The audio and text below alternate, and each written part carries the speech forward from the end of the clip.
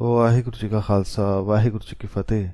सुखमणि साहब की 15वीं अष्टपदी में मन परमात्मा से क्यों टूटा उसके बारे में ये अष्टपदी बता रही है, और कैसे मन को फिर परमात्मा से जोड़ें, कैसे कैसे तरीके और कौन से पड़ाव है मन को फिर से रब से जोड़ने के लिए। तो ये सब गुरु साहब इस अष्टपदी में फरमा रहे हैं। पर इन सबको जानने के लिए सबसे पहले इस अष्टपदी का श्लोक गुरु साहब की मेहर से समझते हैं, और उसके बाद अष्टपदी के विचार को समझने का गुरु साहब की कृपा से प्रयास करेंगे। गुरु साहब फरमाते हैं कि श्लोक सर्ब कला भरपूर प्रभ बिरथा जाननहार जा कै सिमरन उदरिय नानक तिस बलहार। कला भाव ताकत शक्ति, वह प्रभु सभी तरह की ताकतों का मालिक है। वह हर तरह की शक्ति से भरपूर है, और उसकी एक ताकत ये भी है कि वह वृथा जाननहार है, भाव वह दिलों के दर्द को भी जानने वाला है। संगत जी, हमारे दर्द का मुख्य कारण क्या है? सबसे पहला कारण या दुख की बात तो यही है कि हम ये नहीं जानते कि वह सब कुछ जानता है। हम तो यही कहते हैं कि वह ईश्वर कुछ भी नहीं जानता, और हमारा ये अहंकार ही हमें अंदर बसते प्रभु से जुड़ने नहीं देता, और उससे ना जुड़ना ही हमारा सबसे बड़ा दर्द है। यदि हम इन अहंकार और अन्य विकारों को मन से दूर कर लें तो हम उसकी आवाज सुन सकते हैं, उससे एक हो सकते हैं। गुरु से फरमाते हैं कि विकारों को दूर करने के लिए परमात्मा की वाणी से जुड़ो। हे नानक, जिसका सेवरण करने से मनुष्य का उद्धार हो जाता है, जो विकारों से बच जाता है, मैं उस पर कुर्बान जाता हूँ, मैं उस पर बलहार जाता हूँ। इसके बाद गुरु साहब अष्टपदी में परमात्मा के बारे में और भी बातें बताते हैं कि वह केवल दिल का दर्द जानने वाला ही नहीं, बल्कि और भी बहुत ताकतों का मालिक है। जैसे अष्टपदी टूटी गांडन हार गोपाल सर्व जिया आपे प्रतपाल। दिल का दर्द क्या है? दिल का दर्द है गोपाल प्रभु परमात्मा से दूर हो जाना। संगत जी, हम अपने ही मन को कभी समझ नहीं पाते। मन का दर्द क्या है? उसका दर्द ही यही है कि वह रब से टूट चुका है, वह सत्य से दूर हो चुका है, और जो ये बात जान जाता है कि मेरा असल दुख रब से दूरी है, तो वह उसे कम करने का प्रयास करता है। गुरु साहब फरमाते हैं कि जिससे टूटकर मन को दुख लगता है उसे जोड़ता भी वह परमात्मा खुद ही है। उससे जुड़कर ही मन को चैन आता है। जगत का पालक गोपाल प्रभु टूटे हुओं को भी जोड़ने वाला है। परमात्मा की वाणी उपदेश उसके गुण ही मन का दर्द दूर करते हैं, मन को उसके असल स्थान पर लेकर आते हैं, और मन ये भी जान पाता है कि वह केवल दुख दर्द ही नहीं, मेरा पालन पोषण भी करता है, और केवल मेरा ही नहीं बल्कि समस्त प्राणियों का वह स्वयं ही पालन पोषण करता है, उनकी देखभाल करता है। इस पंक्ति को थोड़ा और अच्छी तरह से गुरु साहब समझा रहे हैं कि सगल की चिंता जिस मन माह तिस ते बिरथा कोई ना है।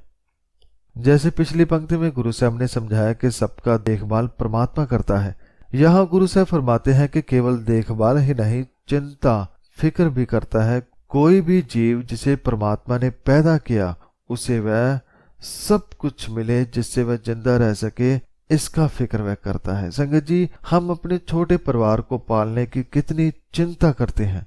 परमात्मा को देखिए, वह तो सारे जगत की चिंता करता है। संगत जी, यहाँ पर चिंता दुखी होने वाली चिंता नहीं बल्कि ध्यान रखने वाली चिंता है, देखभाल करने वाली, कि वह परमात्मा हम सबकी देखभाल करता है। हमारे पैदा होने से पहले सारा इंतजाम करके फिर हमें इस जहान में भेजता है। और गुरु साहब फरमाते हैं कि जिसके मन में सबकी चिंता है उससे कोई भी खाली हाथ नहीं लौटता। रे मन मेरे सदा हर जाप अबनासी प्रभ आपे आप।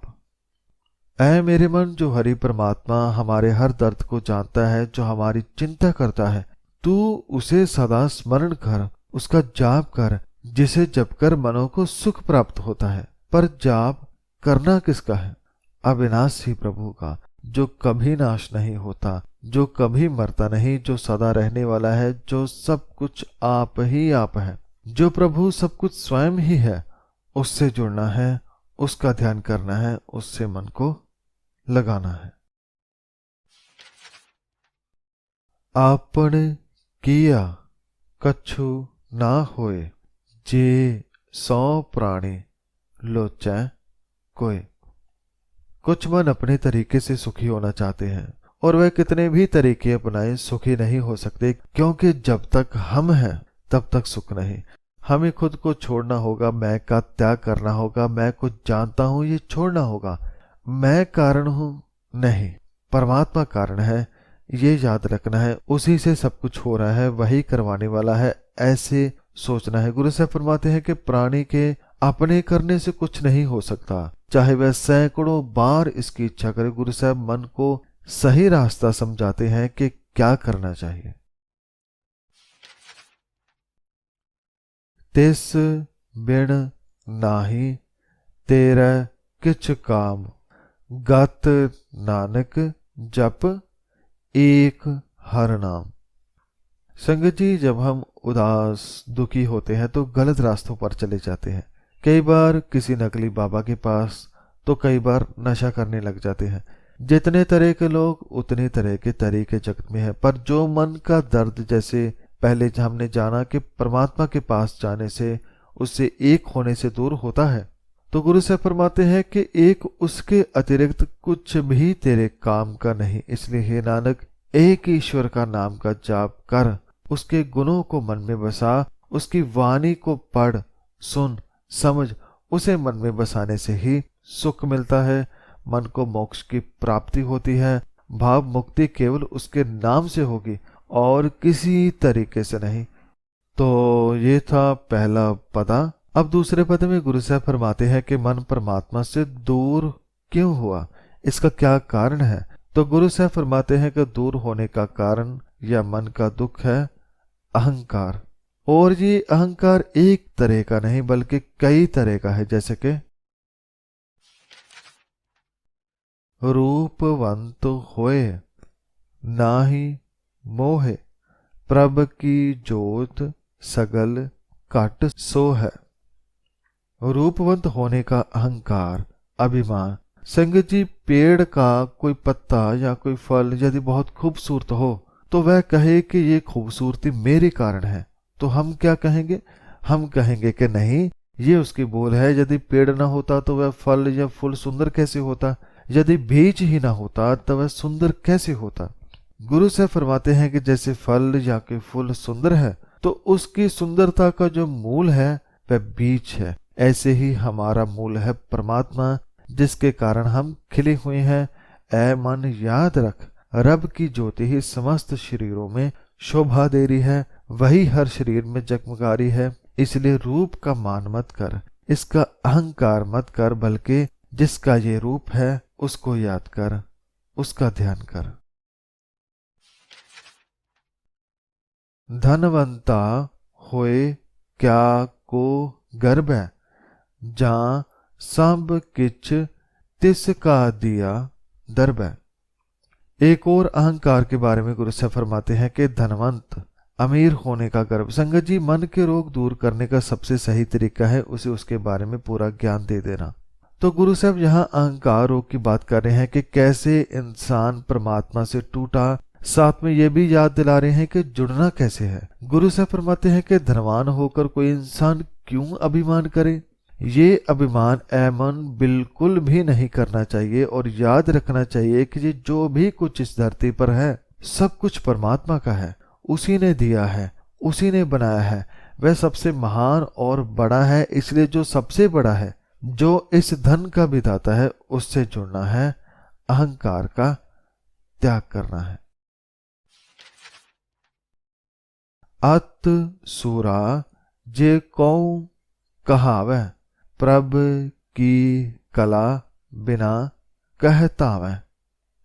अर्थात यदि कोई पुरुष अपने आप को महान शूरवर कहलवाता है तो वह जरा सोच कर देखे कि प्रभु की कला शक्ति बिना वह क्या प्रयास कर सकता है? कुछ भी नहीं। वह शक्ति देता है तो हम बलशाली बनते हैं, हम उसके बिना कुछ नहीं कर सकते। संगत जी, कुछ लोग कहते हैं कि ठीक है, परमात्मा ने सब बनाया, लेकिन शरीर को बलवान तो हमने बनाया, लकड़ी से घर या बाकी सामान तो हमने बनाया, गाड़ी मोबाइल और कितना कुछ तो हमने बनाया।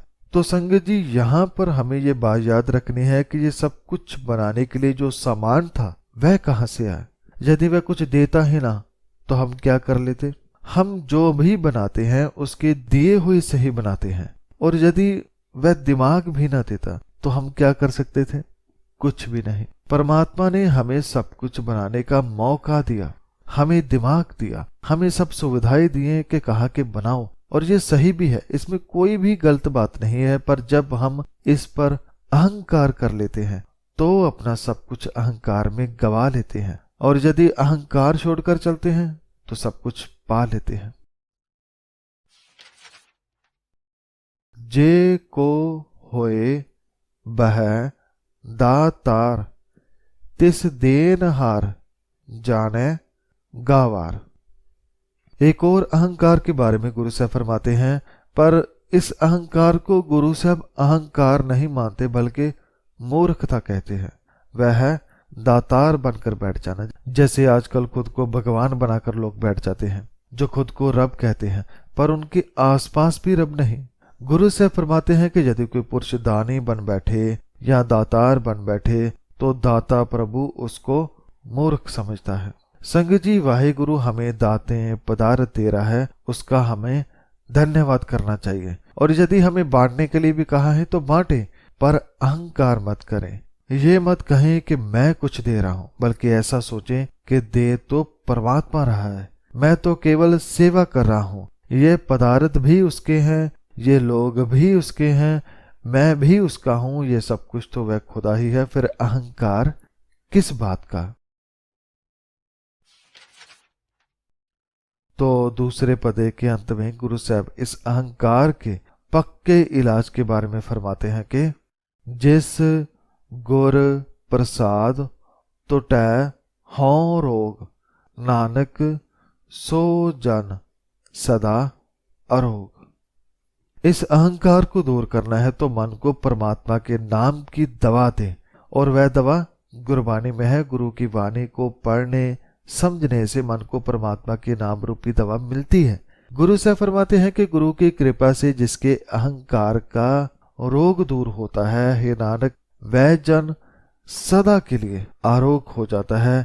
एक दो दिन के लिए नहीं, सदा के लिए मन का अहंकार वाला रोग दूर हो जाता है। और संगत जी, गुरु का शब्द उपदेश केवल रोग ही दूर नहीं करता, और क्या क्या करता है, आइए जानते हैं तीसरे पदे में। ज्यों मंदिर को थामै थम्मन, त्यों गुर का शब्द मनह अस थमन। जैसे मंदिर को, भावघर को थंब सहारा देता है, खंबा सहारा देता है, ऐसे ही गुरु का शब्द मन को सहारा देता है। संगत जी, जब हमारे घर का मुखी मन ही सही ना हो तो बाकी सभी इंद्रियां अपने अपने स्वाद में मस्त हो जाती हैं। पर जब गुरु के शब्द का सहारा मिलता है तो मन सुधरता है। मन फिर ना केवल खुद को संभालता है बल्कि पूरे घर को संभाल पाता है। वह आंखों को सही देखने लगा देता है, कानों को, हाथों को, पांव को, दिमाग को सही रास्ते पर लगाता है। जब वह खुद अपने घर में वापस आता है, जब मन का सहारा गुरु का शब्द बनता है। ज्यों पाखाण नाव चढ़ तरह, प्राणी गुर चरण लगत निस्तर। पाखान भाव पत्थर। गुरु का शब्द एक नाव की तरह है जिसमें सवार होकर मन संसार समंदर से पार लग जाता है, और जो विकारों में फंसे रहते हैं वह इसी समंदर में डूब जाते हैं। गुरु से फरमाते हैं कि जैसे नाव में रखा पत्थर पार हो जाता है, वैसे ही प्राणी गुरु चरणों में लगकर भवसागर से पार हो जाता है। संगत जी, हम पत्थर बने मनों को भी गुरु का शब्द पिघलाकर मोम कर देता है। सख्त बने मनों को भी गुरु के उपदेश नरम कर देते हैं। केवल जरूरत है तो गुरु के शब्द को पढ़ने की, विचारने की, और गुरु पर प्रेम, श्रद्धा, विश्वास करने की। ज्यों अंधकार दीपक प्रगास, गुर दर्शन देख मन होए विगास। जब मन गुरु के उपदेशों द्वारा अपना घर बचा लेता है, जब गुरु के उपदेशों के नाम में चढ़कर मन विकारों से मुक्त हो जाता है, तो जैसे दीपक अंधेरे में प्रकाश कर देता है, वैसा ही प्रकाश मन में होता है। और ये प्रकाश ऐसा है जिससे मन खिल उठता है, जाग जाता है, सुचेत हो जाता है और उसे गुरु का दर्शन बड़ा ही प्यारा लगता है। जैसे अंधेरे में दीपक जगने से प्रकाश होता है, ऐसे ही गुरु का दर्शन करने से मन का विकास होता है, मन खिल जाता है, आनंद से भर जाता है। संगत जी, गुरु का दर्शन, गुरु की वाणी को पढ़ना समझना है, इसलिए हम सबको सहज पाठ के रूप में गुरु का दर्शन करते रहना चाहिए। ज्यों महा उद्यान मह मार्ग पावे, त्यों साधु संग मिल जोत प्रगटावे। उद्यान भाव जंगल, महा उद्यान भाव बड़ा जंगल। तो जब मन में प्रकाश हो जाए तो मन ना केवल सुचेत होता है, ना केवल उसे विवेक बुद्धि प्राप्त होती है, बल्कि वह उस ज्योत से भी मिल पाता है जिसका प्रकाश पूरे जगत में है। गुरु से फरमाते हैं कि जैसे मनुष्य को बहुत बड़े जंगल में जहां दूर दूर तक रास्ता नहीं, उस इंसान को जब जंगल में रास्ता मिल जाए तो उसकी जान में जान आती है, उसे जैसे नया जीवन मिल जाता है, वैसा ही रास्ता उस मन को मिल जाता है जो साधु गुरु की संगत करता है। सत्संगत में रहने से प्रभु की ज्योति मनुष्य के भीतर प्रकट हो जाती है। ये सब ऐसी है जैसे जंगल में मनुष्य को रास्ता मिल जाना, ऐसे ही मन को भी प्रभु की ज्योत मिल जाती है जो गुरु की संगत करता है, सत्संगत करता है। तिन संतन की बाछों तूर, नानक की हर लोचा पूर। गुरु के लिए शब्द साध भी आया है और संत भी, अर्थात जिस गुरु संत को मिलकर मन को सहारा मिले, जिसे मिलकर मन में प्रकाश हुआ, जिसे पाकर मन परमात्मा की ज्योत से मिला, ऐसे संतन के मैं तो चरणों की धूल मांगता हूँ जो हम जैसों को सही रास्ते पर लाते हैं। संगत जी, आजकल ऐसा समय है कि कोई किसी को सही रास्ता नहीं बताता। यदि कोई कुछ बता रहा है तो वह उससे पहले अपना फायदा देखता है, पर एक गुरु साहब ऐसे हैं जो केवल हमारे लिए सब कुछ कर रहे हैं, बिना किसी लालच के। वह चाहते हैं कि मन सुधरे, मन रब से जुड़े, मन को जिस काम के लिए भेजा है वह कार्य पूरा करे, वह काम करे। गुरु साहब फरमाते हैं कि हे परमात्मा, गुरु संत के चरणों की धूल मिल जाए, उनके उपदेश मन में बस जाए, केवल यही मेरी आशा है, यही मेरी ख्वाहिश है। तो संगत जी, इस पदे के बाद अब चौथे पद में गुरु साहब मन को कुछ और बातें समझा रहे हैं कि जीवन में दुख सुख क्यों आते हैं। जे उस मन को समझा रहे हैं जिसे गुरु के उपदेश मिल चुके हैं, जो सत्य की राह पर चल पड़ा है। मन मूर्ख काहे बिललाइए, पूर्व लिखे का लिखिया पाइए। जब मन परमात्मा के साथ जुड़ता है तो पहले पहल उस मन में बहुत सारे सवाल आते हैं, जिसमें से एक है कि हमें दुख क्यों मिल रहे हैं। तो गुरु से फरमाते हैं कि दुख तो जीवन का अंग है, सभी पर आते हैं, पर दुख से दुखी वह होते हैं जो विकारों में फंसे हैं। हमारा विकारी स्वभाव जो बचपन से लेकर अब तक बना रखा है, यही सबसे बड़ा दुख है। जब विकारों से दूर हो जाओगे तो दुख भी दुख ना लगेंगे। गुरु से फरमाते हैं कि हे मूर्ख मन, मूर्ख भाव जिसका मुख दो तरफ हो, कभी सत्य की तरफ कभी झूठ की तरफ। ऐ मूर्ख मन, तुम क्यों विलाप करते हो, क्यों ये सब सोच सोच कर दुखी हो रहे हो। जो तूने पूर्व के कर्म में भाव, जो पहले तुमने मन पर कर्म लिख लिए हैं, उसी के द्वारा तुम्हें ये फल मिल रहा है। ये फल तब तक खाना पड़ेगा जब तक सोच नहीं बदल लेते। जैसे ही मन गुरबानी द्वारा प्रभु गुणों में जीना शुरू कर देगा, परमात्मा के हुक्म को समझेगा, तो पता चलेगा कि ये सुख दुख भी उसका ही एक खेल था, ये जीवन का हिस्सा था। जैसे कि गुरु साहब फरमा रहे हैं कि दुख सुख प्रभ देवनहार, अवर त्याग तो तिसह चितार। ये दुख सुख देने वाला परमात्मा है, वही देवनहार है। इसलिए न दुख को देख न सुख को देख। यदि उन्हें देखेगा तो कभी दुखी होगा कभी सुखी, पर यदि परमात्मा को देखेगा तो आनंद में रहेगा। फिर दुख सुख का मन पर असर ना हो पाएगा। गुरु साहब फरमाते हैं कि प्रभु दुख एवं सुख देने वाला है, इसलिए ऐ मन तू और सब तरीके अन्य सब कुछ छोड़कर केवल उसकी ही आराधना कर, उसी का ध्यान कर, उसे चितार भाव याद कर जिसके हाथ से सब कुछ आ रहा है। जो कछ करे सोई सुख मान, भूला काहे फिरह अजान। गुरु साहब समझाते हैं कि ऐ मन परमात्मा के हुक्म को जान और समझ, वह जो कुछ करता है उसी को सुख मान, उसे ही सही समझ। हमें दुख सुख खुशी गमी ऊंच नीच अमीरी गरीबी इन सबसे ऊपर उठकर उसके हुक्म को समझना है। जैसे वह चलाए वैसे चलना है, फिर ही मन अपने घर पर टिक पाता है। गुरु साहब जगह जगह भटक रहे मन को फिर से आवाज देते हैं कि ऐ मन तू क्यों सब कुछ भुलाकर भटक रहा है। जिसने सब बनाया है तो उसको समझ, वह जो करता है उसे ही सुख समझ। किसी भी चीज से पदार्थ से मत जुड़, जिसने ये सब बनाया है उससे जुड़।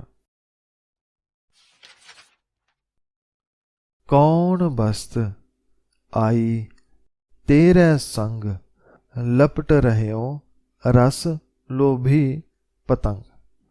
ऐ पतंगे की तरह बने हुए मन तू लोभ मत कर, चीजों से मत जोड़। चीजों पर पदार्थों पर जो हमारा लालच है वह आग की तरह है। जैसे पतंगा कोई खास पदार्थ समझ कर जाता है और जल जाता है, ऐसे ही मन में जब लोभ हो तो वह भी जलता है। इसलिए गुरु साहब फरमाते हैं कि ये याद करके कौन सी वस्तु तेरे साथ आई थी और कौन सी तेरे साथ जाएगी। मतलब खाली हाथ आए थे, खाली जाना है। ऐ लोभी मन, इन पदार्थों के स्वाद में तू मस्त हो रहा है। जरा इस सवाल को सोच और समझ के क्या लाया था और क्या ले जाएगा। यदि इसका जवाब जान पाओ तो तुम कभी लोभ में नहीं फंसोगे, तुम इससे मुक्त हो जाओगे। संगत जी, पदार्थों में कोई बुराई नहीं होती, बुराई लोभ है जो हम पदार्थों के ऊपर करते हैं। तो चौथे पदे के अंत में गुरु साहब फरमाते हैं कि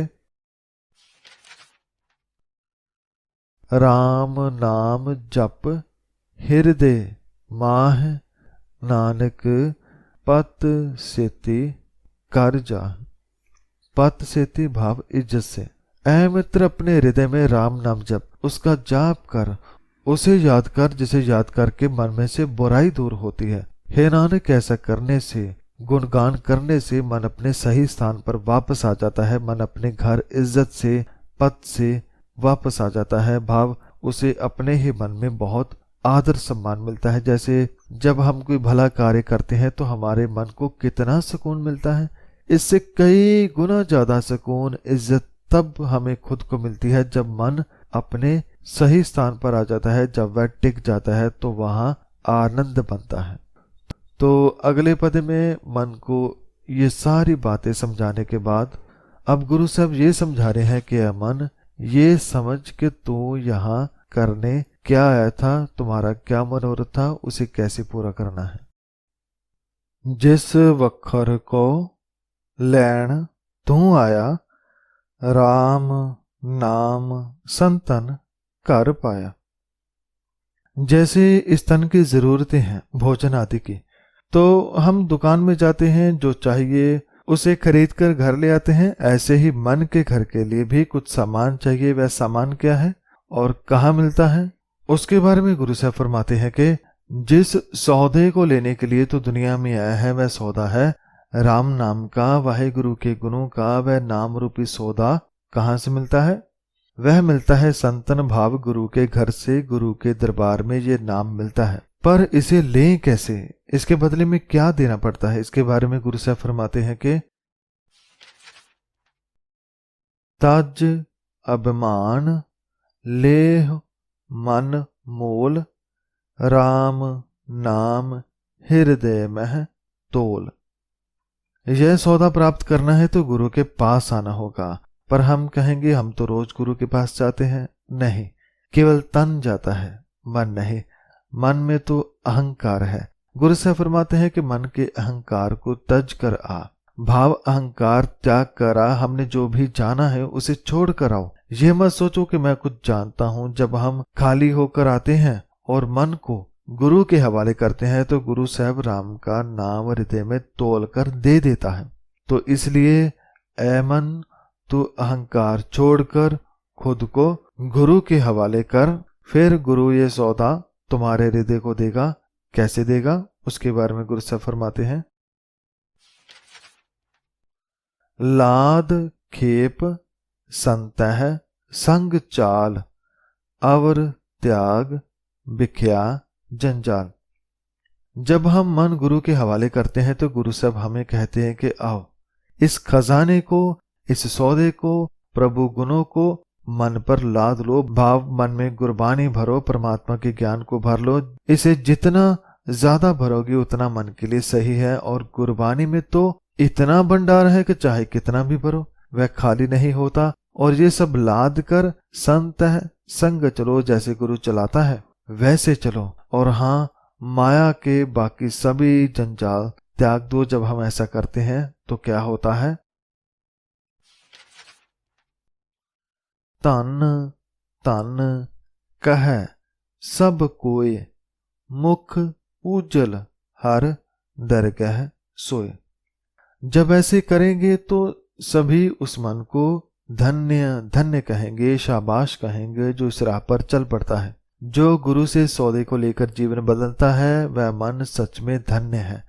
गुरु से फरमाते हैं कि उस प्रभु के दरबार में उसका मुख उज्जवल होगा जो राम नाम के वखर को, व्यापार को गुरु से प्राप्त करके जीवन जिएगा।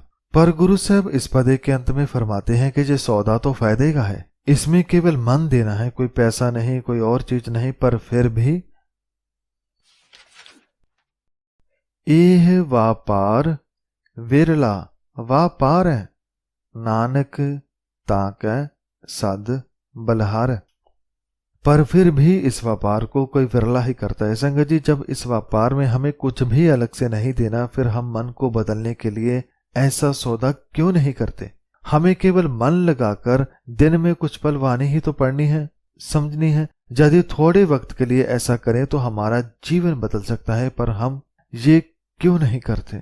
गुरु से फरमाते हैं कि जो ऐसा सौदा करते हैं मैं उस व्यापारी मन पर सदा बलहार जाता हूं, सदा सदके जाता हूं।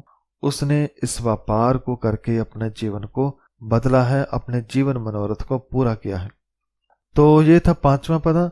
अब अगले पद में गुरु को नमस्कार की गई है जिसने मन को इस रास्ते पर लगाया, जिसे ऐसा व्यापार करना सिखाया। चरण साध के तोए तोए पियो, अर्प साध को अपना जियो। अर्प करना भाव अर्पणा। संगत जी, आजकल कई बार देखा है जो गुरु से कुछ सीख जाता है वह अपना ही एक डेरा बना लेता है, खुद को गुरु बना लेता है, और ऐसा करके वह खुद की कमाई को खुद ही गवा लेता है, क्योंकि वह अहंकार से भर जाता है कि मुझे बहुत ज्ञान हो गया। संगत जी, ज्ञान में जब ध्यान हो तो वह भव सागर से पार लगा देता है, और यदि ज्ञान में अहंकार हो तो वह हमें डबो देता है। इसलिए गुरु साहब फरमाते हैं कि ऐ मन, जिस गुरु ने तुम्हें इस काबिल बनाया, जिसने तुम्हें परमात्मा के गुणों का व्यापार करना सिखाया, तो उस साध गुरु के चरणों को धो धो कर पी। उस साध जन के ऊपर अपनी जान कुर्बान कर, जिसने तुम्हें जीने की राह सिखाई, जिसने तुम्हें सत्य से परमात्मा से जोड़ा, जिसने सच्चा व्यापार करना सिखाया, नाम से जोड़ना सिखाया, उस पर सदा सदा कुर्बान जा, सदके जा। साध की तूर करो स्नान, साध ऊपर जाइए कुर्बान। ऐ मन, कहीं फिर दोबारा तुम्हें कोई रोग ना लग जाए, इसलिए रोज नित्यनेम कर। रोज साध की धूल में भाव गुरु के उपदेशों में अपने मन का स्नान करवा, ताजो तू साफ रहे, पवित्र रहे, बेदाग रहे। ऐ मन, सदा साध के ऊपर कुर्बान जा, उस पर सदके जा, उस पर बलहार जा, जिसके उपदेशों से मन की मैल दूर होती है। साध सेवा वड भागी पाइय, साध संग हर कीर्तन गाइए। ऐ मन तो बड़ा भाग्य वाला है जो तुम्हें साध की सेवा करने को मिली। साध की सेवा भाव गुरु की सेवा है। शब्द विचार, गुरु के शब्द को विचारना मन की सच्ची सेवा है, उसमें मन को लगाना चाहिए। जब मन ऐसी सेवा करता है तो मन फिर खुद ही तन से बाकी सेवाएं करवा लेता है, इसलिए ऐसी सेवा मन की चलती रहे, इसके लिए सदा साध संग से जुड़े रहो। साध संग में जाकर हर का कीर्तन गाओ, उसके जस गाओ, परमात्मा को गुणगान करो, वही गुरु का जाप करो।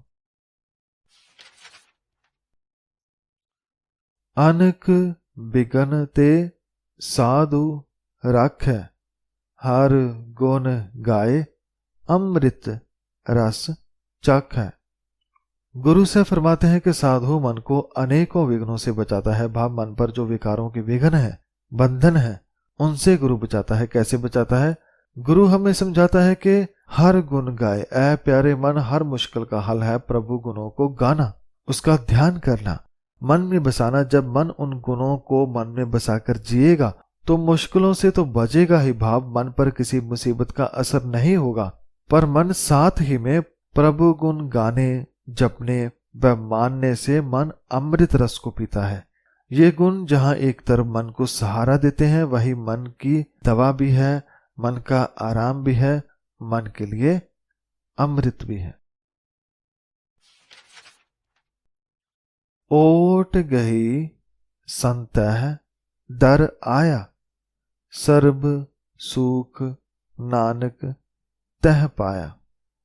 ओट भाव सहारा, गहे भाव पकड़े। जिसने संत के द्वार को पकड़ा है, भाव जो गुरु के द्वार पर आकर गुरु का सहारा लेता है, जो गुरु की शरण में आता है, हे नानक वह सभी सुख प्राप्त कर लेता है। सभी सुख हैं परमात्मा, मन परमात्मा को पा लेता है।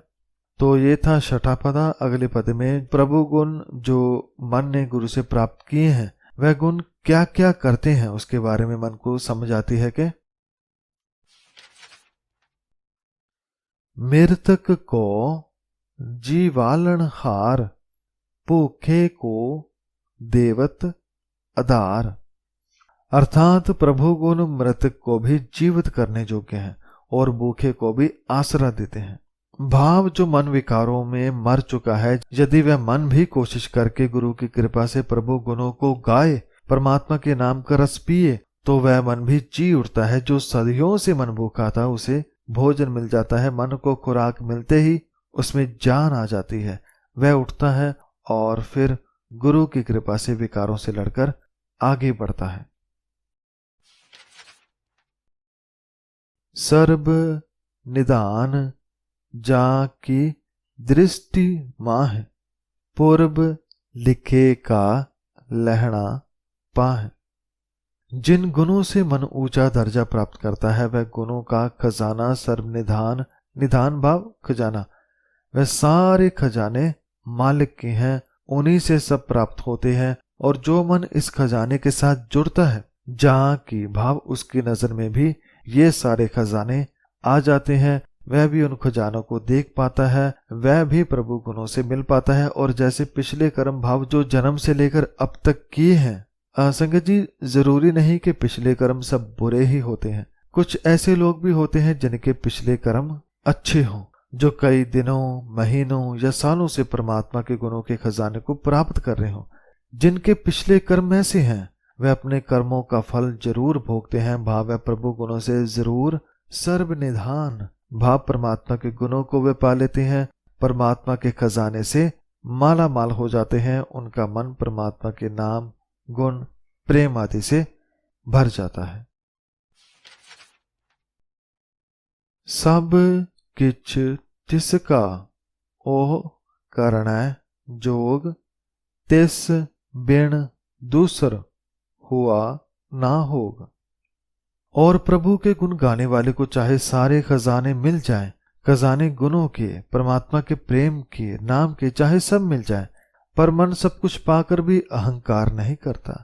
वह सदैव यही कहता है कि मैं कुछ भी नहीं, जो है वह परमात्मा है, सब कुछ उस परमात्मा का है और वही सब कुछ करने के समर्थ है, वही सब कुछ देने वाला है। उसके अलावा कोई दूसरा न पहले था और ना कभी कोई दूसरा होगा। जप जन सदा सदा दिन रहणी, सब ते ऊच निर्मल एह करणी।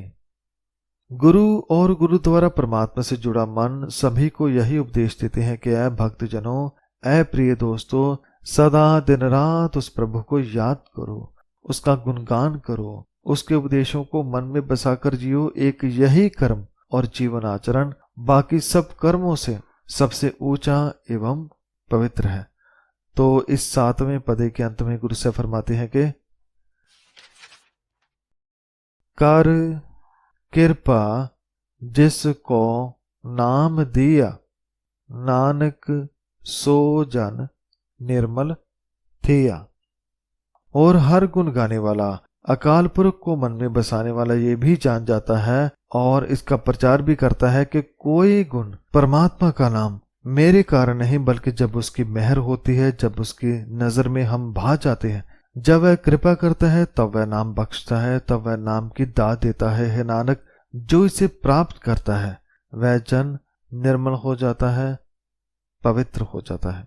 तो इस अष्टपदी के आखिरी 8वें पदे में गुरु साहब उस जन के बारे में फरमाते हैं जो प्रभु के गुणों द्वारा मन को बदल चुका है, जो अपने टूटे मन को रब से जोड़ चुका है। गुरु साहब पूरे सफर को आखिरी पद में बता रहे हैं कि कैसे वह इस रास्ते पर आया और अब कैसा हो गया है। जा कै मन गुर की प्रतीत, तिस जन आवे हर प्रभ चीत। जो मन पहले रब से दूर था, जो परमात्मा से टूट चुका था, जब वह गुरु की शरण में आया, जिस मन की गुरु के ऊपर प्रतीत बनी, भाव श्रद्धा बनी, जब उसके चित्त में हरि प्रभु परमात्मा टिक गया। पहले मन खुद भटकता था, पर जब गुरु का शब्द मन का सहारा बना तो मन अपने घर पर टिक गया। और फिर ये मन कोई आम मन नहीं रहा, बल्कि भगत भगत सुनिए तेह लोए, जा कै हृदय एको होए।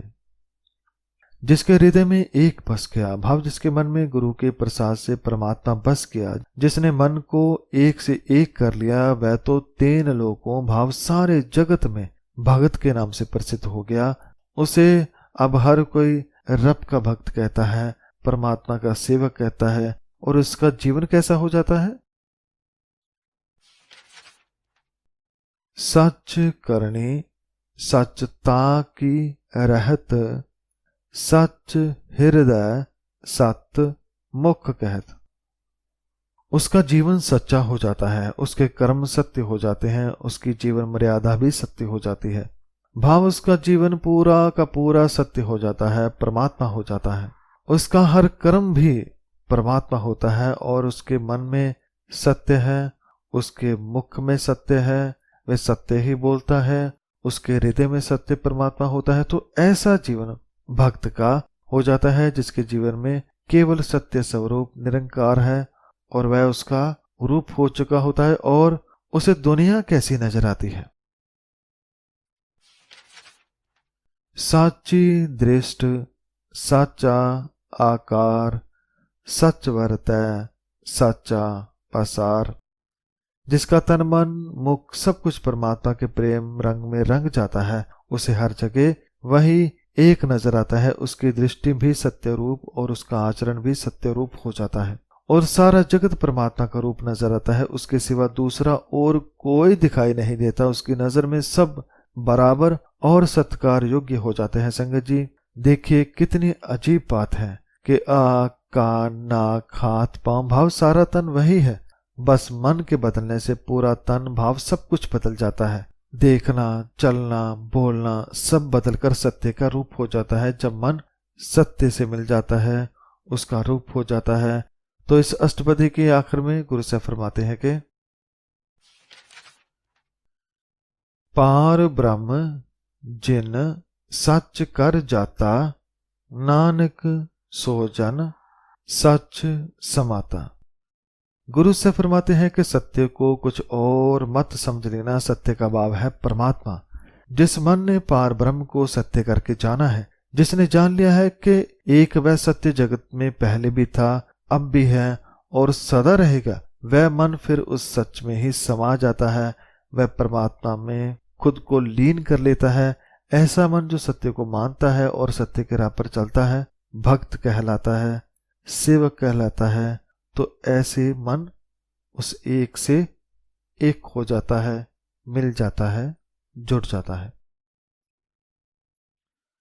तो संगत जी, ये थी 15वीं अष्टपदी की विचार, जिसमें गुरु साहब ने पहले हमारे दर्द के बारे में बताया कि इंसान का सबसे बड़ा दर्द क्या है, परमात्मा से टूट जाना, दूर हो जाना। फिर गुरु साहब हमें उससे जुड़ना सिखाते हैं, पहले मन को सहारा देते हैं, फिर उसे प्रभु गुणों से जोड़ते हैं और धीरे धीरे करके उसे परमात्मा के भक्त होने तक लेकर आते हैं। और फिर वह मन जो रब से टूट गया था, अब वही उसी के साथ जुड़कर एक हो जाता है, सुकून पाता है, आनंद पाता है, परमात्मा पाता है। तो इस बहुत ही प्यारी और शिक्षा से भरी अष्टपदी के बाद अगली अष्टपदी को हम गुरु साहब की मेहर से, कृपा से अगली वीडियो में समझने का प्रयास करेंगे।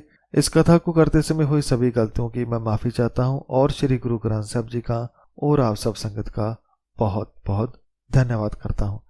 वाहिगुरु जी का खालसा, वाहिगुरु जी की फतेह।